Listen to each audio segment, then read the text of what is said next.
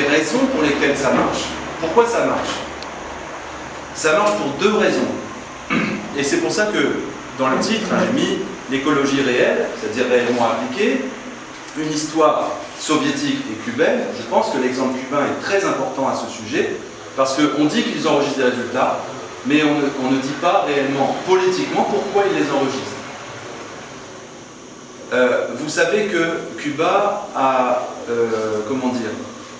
a pratiqué l'agriculture intensive jusque dans les années 90. Parce qu'ils ont copié, et c'est normal, on peut très bien comprendre ça, leur révolution a eu lieu sous Khrouchtchev. La révolution cubaine n'a pas eu lieu avant. Donc ils se sont rapprochés de l'Union soviétique et ont été influencés par le modèle soviétique de l'époque. Et ce modèle soviétique lui-même était déjà une copie du modèle américain.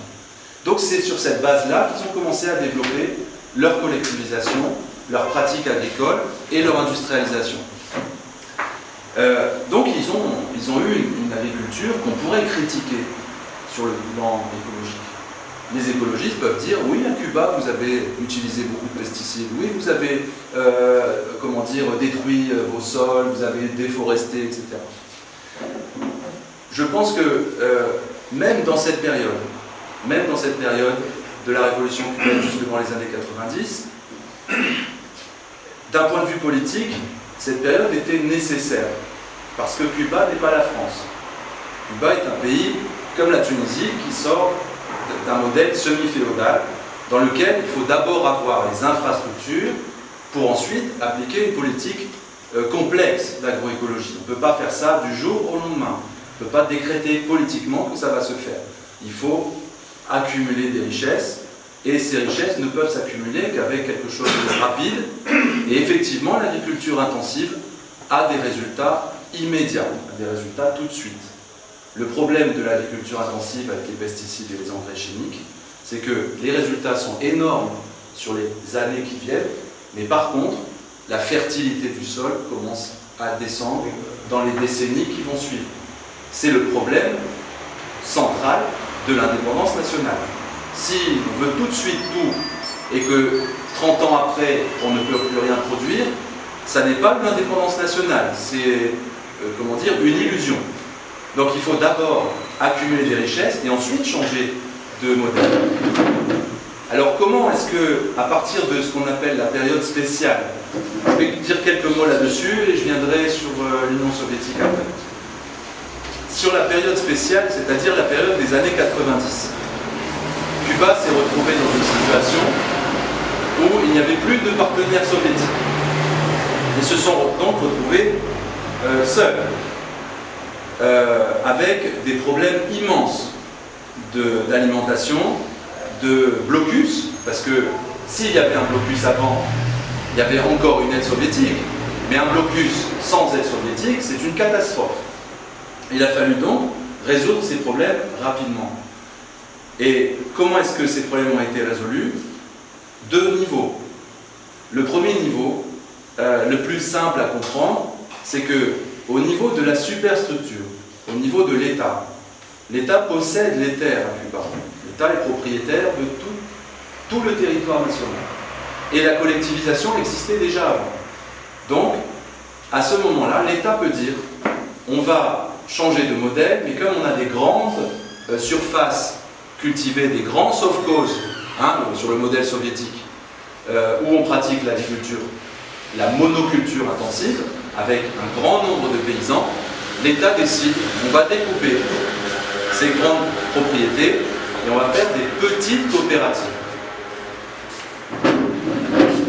C'est donc encore aujourd'hui, finalement, la transformation d'un modèle intensif avec des grands sovkhozes s'est transformée en un modèle avec des surfaces plus petites, où les sovkhozes sont devenus des kolkhozes, c'est-à-dire des coopératives, donc des rassemblements de petits producteurs. Souvent même, ce sont des citadins qui redeviennent partiellement ou totalement des travailleurs de la terre, et qui donc se mettent à cultiver dans des petites parcelles, mais ensemble. L'État peut favoriser ça, ça ne se fait pas spontanément. D'ailleurs, la paysannerie a peur de changer de modèle. Donc l'État est capable de réconforter la paysannerie par tout un système qui passe. L'État n'a pas que les moyens de distribuer la terre, parce qu'elle est déjà propriétaire, elle a aussi les moyens de financer ces coopératives. C'est-à-dire, financer, ça veut dire quoi? Ça veut dire qu'on donne le savoir-faire et le savoir biologique. Cuba a un haut niveau de développement de son système éducatif et universitaire, c'est le plus haut de toute l'Amérique latine. Avec ça, et ça coûte cher, hein. Au niveau d'éducation supérieure, c'est quelque chose de très coûteux, même si ce n'est pas des machines, ça coûte cher. Donc seul l'État est capable de faire ça. Ils peuvent former des agronomes qui ont la science de l'agroécologie et qui peuvent aider les paysans, les rassurer, leur dire ici vous pouvez cultiver plutôt ça, ici vous pourriez cultiver plutôt ça, etc. Il y a ce niveau éducatif, il y a le niveau évidemment, alors ça c'est aussi très important, je voulais en parler avant, mais quand on parle du bio, parce qu'en fait le terme qu'on utilise en France ou qu'on utilise ici, c'est le bio, on mange bio, c'est-à-dire sans pesticides. Mais le bio en France, c'est du faux bio. C'est du faux. Parce que d'abord, quand on veut faire du bio à grande échelle, dans un pays impérialiste comme la France, on ne dit pas qu'on va arriver à une production suffisante au bout de 10 ans ou 20 ans. Donc on veut du bio tout de suite, et beaucoup. Donc on fait des grandes serres, très coûteuses en énergie, on produit dans des bacs, donc en dehors du sol. C'est un non-sens total par rapport à l'agroécologie. Ce n'est pas du tout ce qu'on fait à Cuba. Alors sur cette dimension, évidemment, nous on ne comprend pas ce que ça veut dire. Nous on pense bio, en Tunisie c'est pareil. Le bio c'est ça, hein, c'est du faux. Ou alors, c'est du vrai, mais si c'est du vrai, si c'est produit dans des fermes sans pesticides, avec un respect, etc., alors c'est trop cher. D'accord? Le prix est trop élevé. Parce que la rentabilité n'est pas suffisante.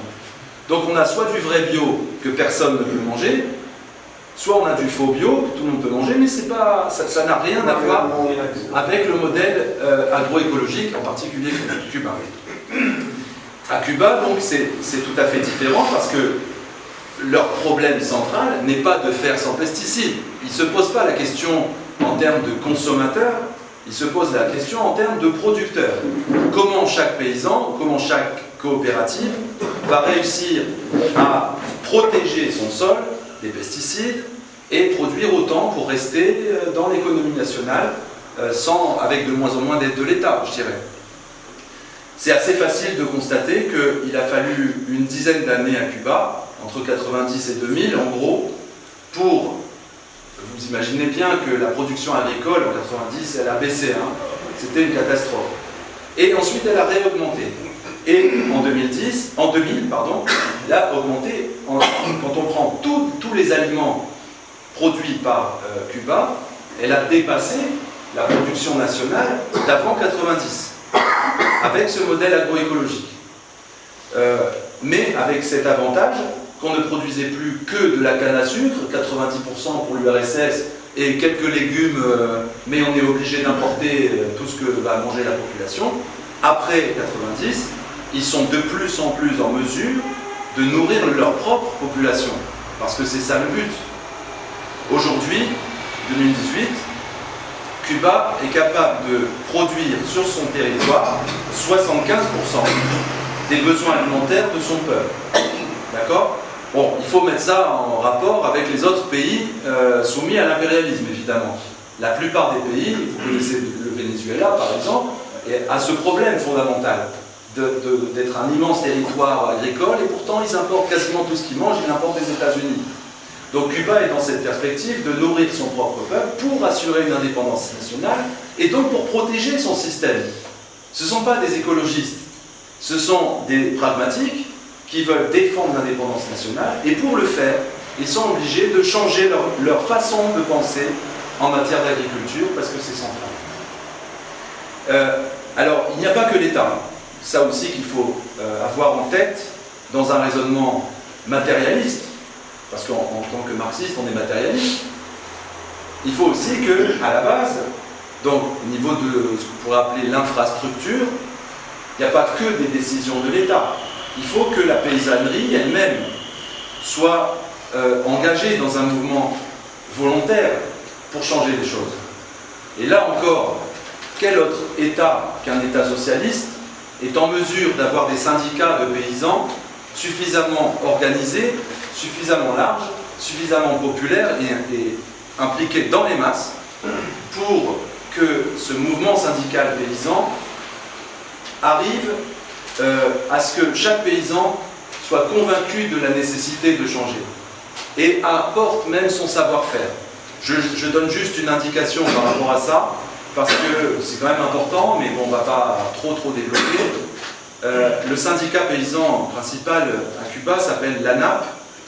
C'est un syndicat qui est affilié ou adhérent à une internationale qui s'appelle Via Campesina, surtout basée en Amérique du Sud, mais il y a des organisations, y compris tunisiennes, qui en font partie.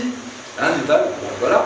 Via Campesina est une organisation qui s'inspire très largement des résultats qui sont enregistrés à Cuba. Comment ça se passe? Ils ont ce qu'on appelle ils ont un mouvement qui s'appelle campesino à campesino, c'est-à-dire de paysan à paysan. Et ce mouvement, enfin ce réseau, est mis en œuvre par des organisations syndicales paysannes. Et là où ça a le mieux réussi dans toute l'Amérique latine, c'est à Cuba. C'est-à-dire que sur tout le territoire cubain, dans le moindre village reculé, très rural, il y a un cercle de paysans qui font partie de ce mouvement campesino campesino.